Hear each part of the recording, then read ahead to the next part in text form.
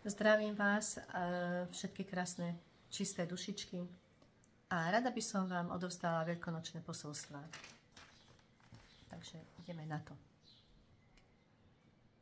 Veľkonočné sviatky sú dni, keď sa Ježiš vracia k svojmu Otcovi, nášmu Stvoriteľovi. Ľudia oslavujú tento deň ako sviatok, keď Ježiš trpel, aby zmiel hriechy pozemských hriešnikov a svojim strašným utrpením ich vykúpil.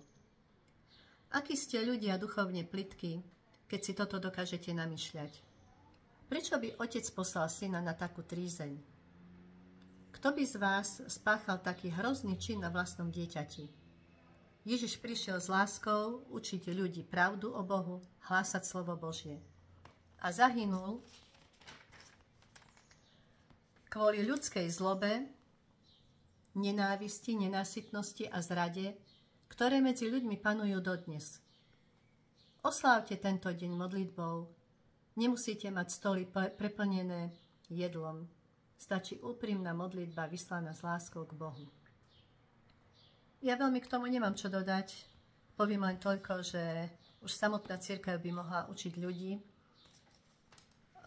čo je pravda o ukrižovaní Ježiša Krista.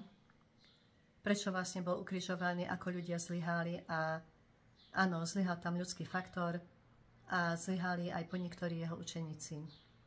Bežne sa to robí aj v tejto dobe a opakujú sa stále tie isté chyby. Takže